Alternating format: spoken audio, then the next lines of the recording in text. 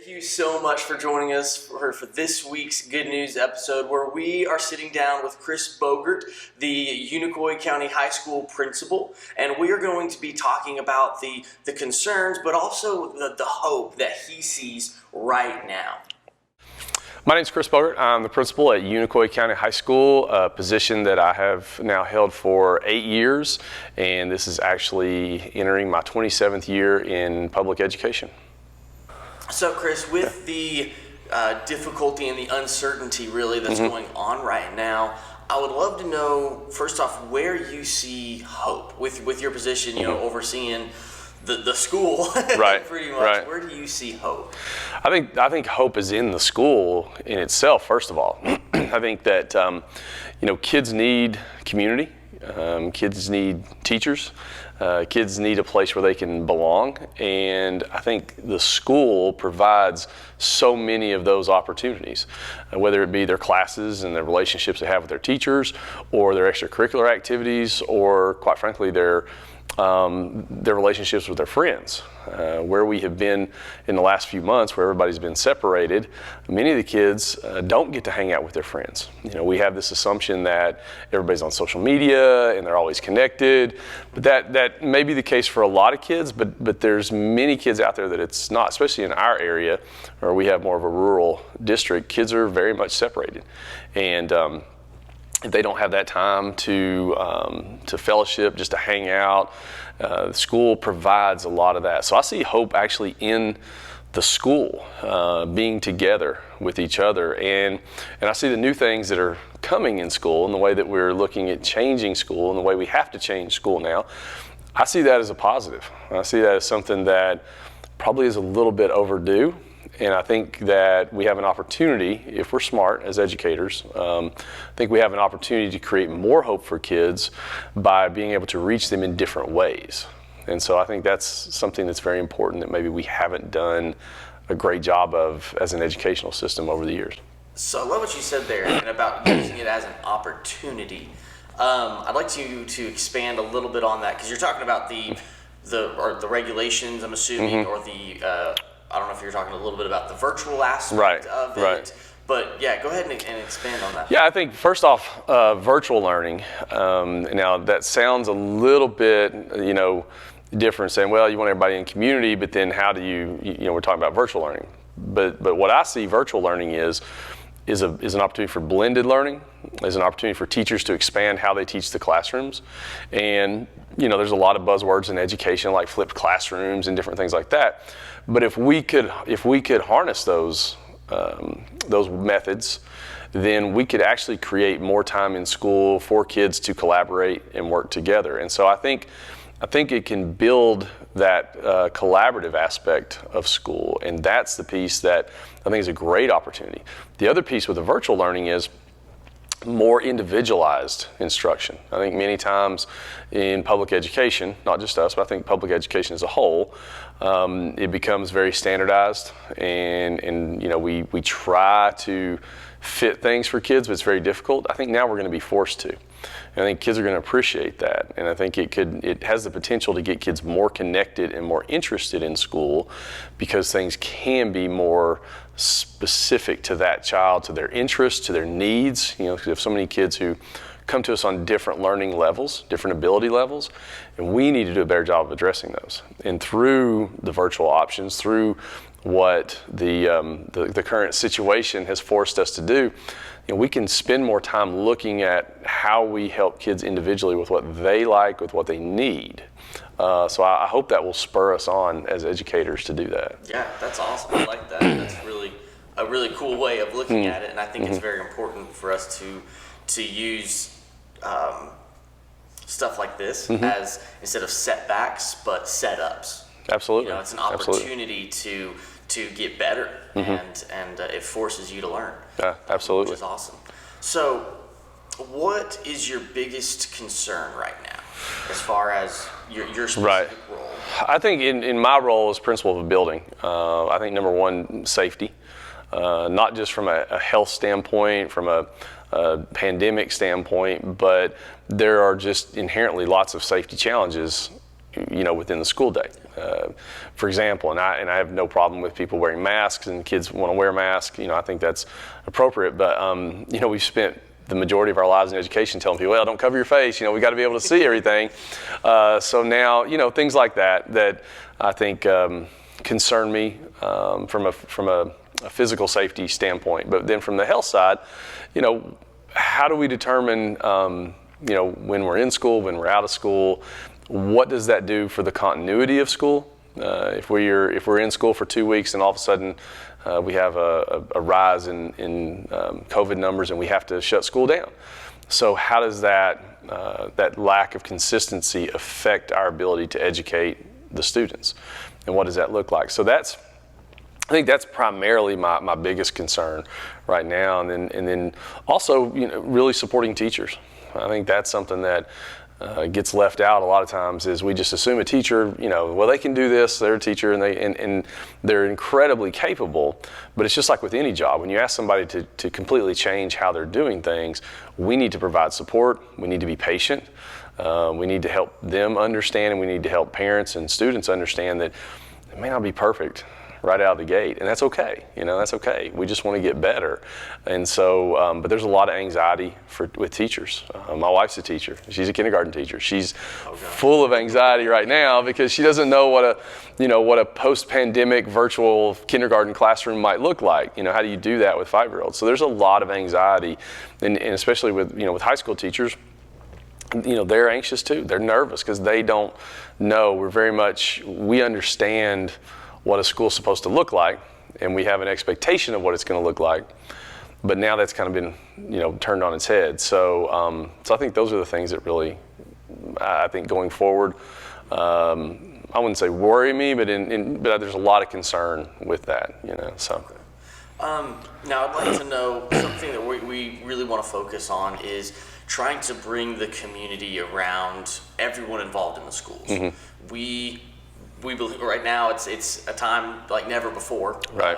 And the teachers are struggling trying to navigate what's going on. I mean, I couldn't imagine a kindergarten teacher. I see Ezra who's going to be in 2nd grade, and I still am like, oh my goodness, I don't know how he's going to do this. Yeah, right. So I couldn't imagine younger.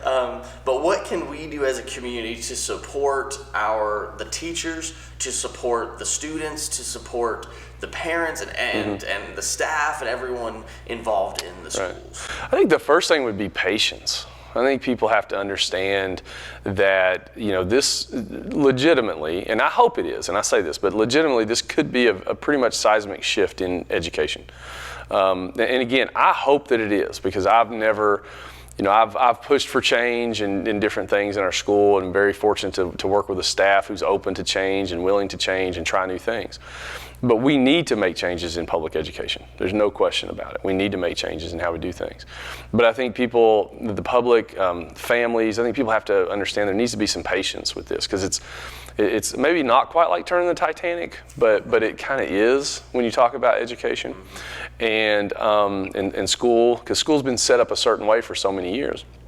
And so I think for people to understand that we might not get it right every day. We might have to change midstream. We may start something and realize this just isn't working, or even all the way down to the individual classroom. The teachers, I tell our teachers at the high school all the time, that don't be afraid to fail at something.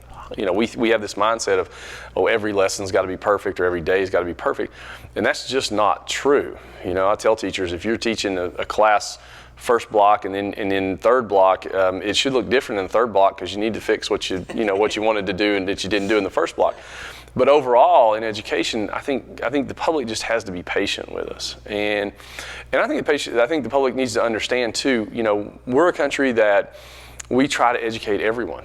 And I think people forget about that. We have, regardless of your ability, regardless of your race, regardless of gender, and there's so many places in the world where that's just not the case. And so public education is different here than it is anywhere else in the world. And we have to understand that in doing that, there's so many different challenges, and I think that that's the piece that I would love to see people, be understanding of the challenges that we're dealing with, be patient with us as we change. It's not going to happen overnight. For some, like I said, this is my 27th year, and when I started teaching, I didn't even have a computer in my classroom, and so you know what I mean. So now now that's every kid in our school has a computer with them every class every day. So that's how much things have changed in one generation. Yeah. And so it's going to be tough for us. So I think patience and understanding the challenges that we're dealing with. And I think too, I tell our students, this is a mindset that I would love to see people change.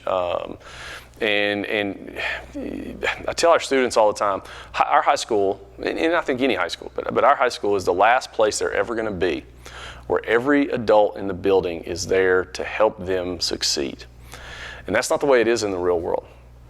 And I think sometimes parents or the community gets frustrated with the school, and they don't necessarily understand that mindset of we're there to try to help them. Now, we may not always agree on what that help is, but as a parent, my children don't always agree with me on what I think they should be doing to try to help them. And it's kind of the same way. And I think if we could kind of flip that mindset a little bit, and people understand that every person in my building, every adult in our building at the high school is there to try to help kids' lives be better. And they're never, I don't care if it's college, I don't care if it's job place, you're never going to find that again.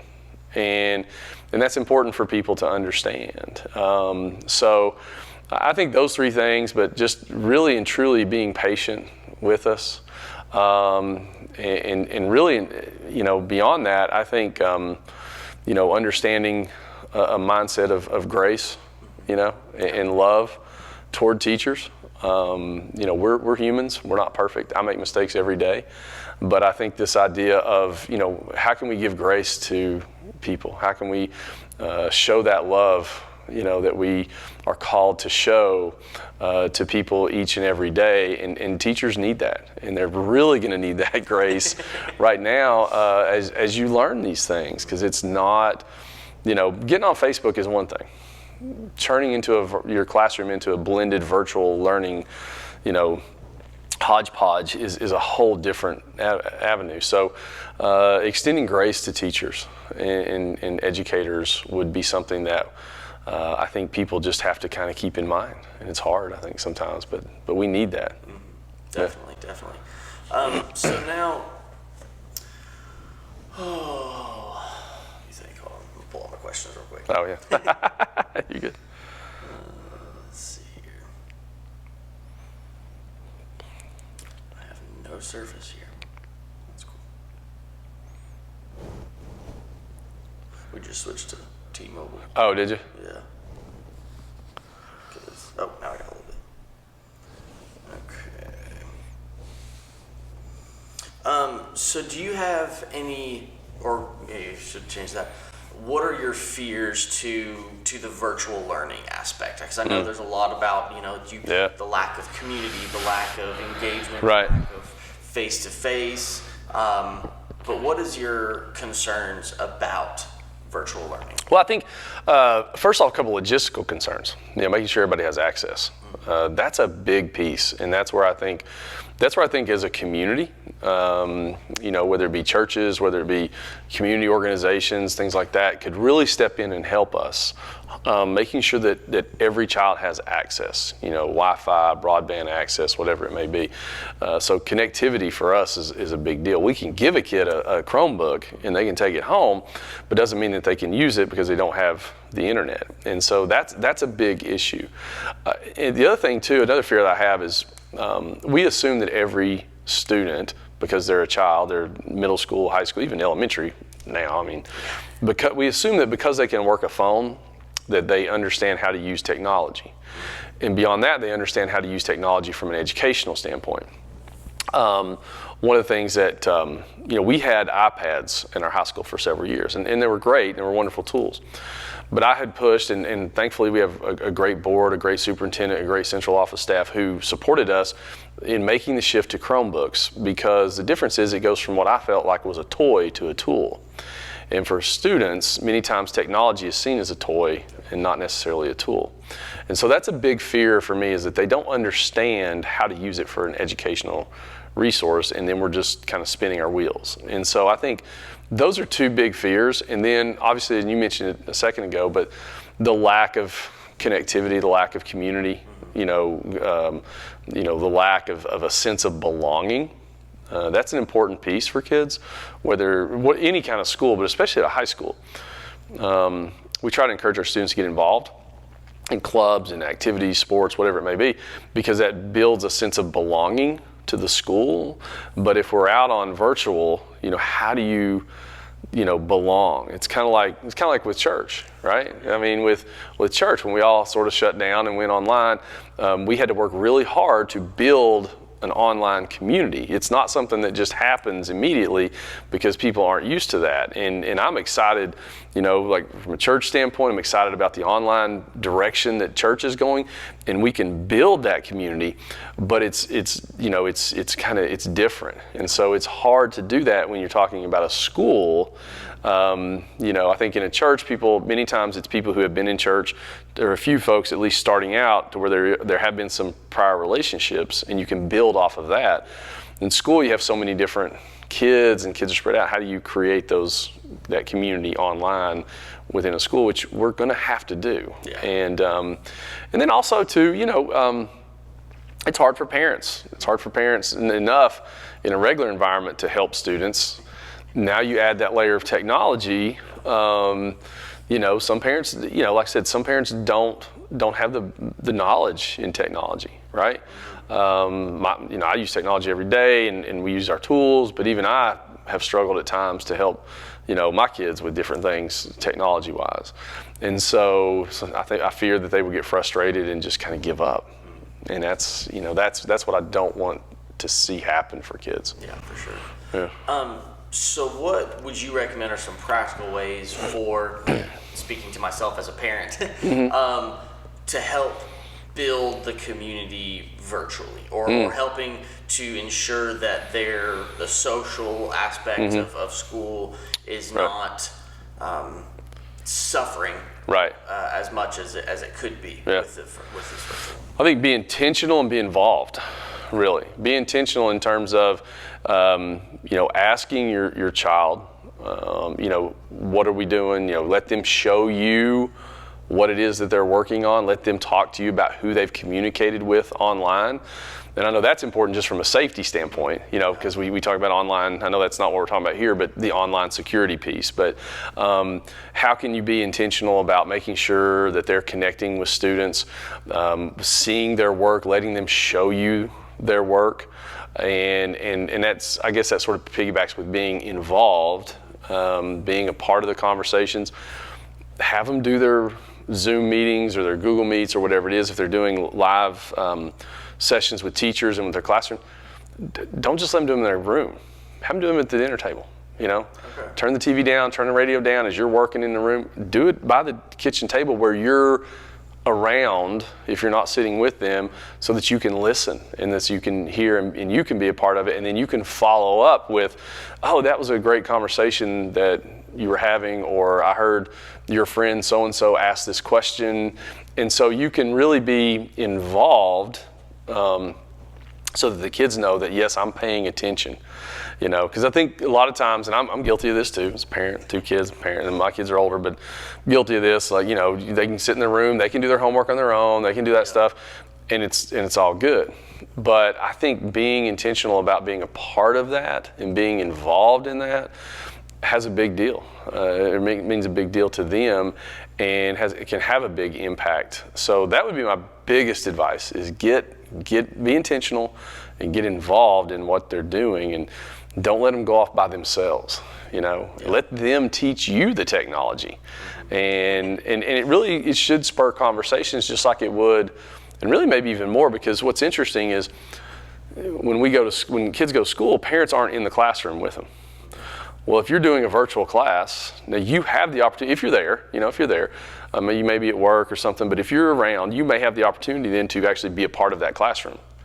And if you're at work and the children are at home doing things, when you come home, be intentional about, show me what you've been doing. Talk to me about what the classroom what was going on in the classroom today, and those kind of things. And then I would also say communicate with the teachers. That's really important, and it's going to be even more important now. I mean, email, hop on a Zoom call with your teachers, because teachers are going to be willing and want to do that as well. But get involved with the teachers and see the technology that they're using as well. There's a lot of options depending on the school system. I mean, every school system is different, but there's options where parents can be a part of, a website, or be a part of. We use Google Classroom. They might have the option to actually be a part of, could log into the classroom and see the assignments and things. So those are definitely ways that they could be involved. Yeah. Okay. Awesome. Now,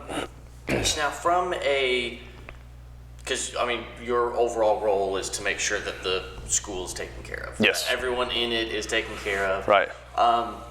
We are actually, hold on. By the time this airs, it'll be over. So, we're in a season of prayer. Yeah. We're in a season of prayer right now. Right. And we really want to challenge our community to come around and support. What would be, if you were to say to the community here, right, what would you tell them you want them to pray for most? Or what is the biggest need as far as, hey, this is what we need from you to do to help us right now? Mm-hmm. I think from a prayer standpoint, praying for peace and strength first for the teachers, because as we talked about before, the anxiety level of the teachers is extremely high, and many times teachers, they don't think they can do this because they've never done it, and it's hard, just like anything else in life, it's hard to step into new things. And so I think praying for teachers to have peace about it, and to relieve that stress and anxiety, and to be able to say it's going to be okay. I may mess up, but it's going to be all right. And praying for their strength to rely on God, to rely on their faith. If they're a teacher with faith, to rely on that. And if they're not, or the teachers who are teachers who have that faith, maybe they can show others what that faith means. I think it's a great opportunity for educators in the faith to live that out in this stressful time, to realize that we don't have to rely on our own strength, right? We don't have to rely on our own abilities or finding our own peace. We have that peace and hope, in Christ. And so praying for that peace, that strength, to remind teachers that they have that there, right? And then I also think praying for, obviously, the students. I think that's something that we should pray for on a daily basis, maybe multiple times a day. Just pray for our students that they would see that teachers love them, teachers care about them, that there are helpful people here who want to speak into their lives, and whereas we may not be speaking to it from a faith standpoint in the school per se, there are still elements of that, just by giving grace, giving love to students. So I would pray for the students that they would see that, and that they would accept the challenge that's ahead of them. And so, and I think as far as what the community could do, I think anytime that the community, parents, churches, whatever it may be, anytime that you can sort of wrap your arms around a school, it doesn't have to be all the time, just something nice, maybe they show up one day and just, pray outside the school before school one morning. Maybe it's, just some neat little goodies or something, just wanted to say, have a good day or something, just anything that people in the community, people in churches can go to a school and say, we know you're here, we're praying for you, we care about you. We may not see you every day, but you're not forgotten. Because too many times teachers, and then in a larger scope schools, tend to think that they're on an island and that everybody's against them. And I think that's where the church especially can reach out to schools and say, look, we're here with you. We may not have one person that's involved in your school, but we are not forgetting about you. We're there. So, for people to be intentional about going out and just reaching out to churches or to schools, churches reaching out to schools, I think that's an important piece that sometimes gets overlooked, that I would love to see us be able to do. Thank you so much for joining us on this week's Good News episode. If you have a good news story and want to be featured on this show, email me at goodnews@wcqr.org. Also, if you like this video, make sure you hit that like button below and click that subscribe button as well so you don't miss out on a single episode.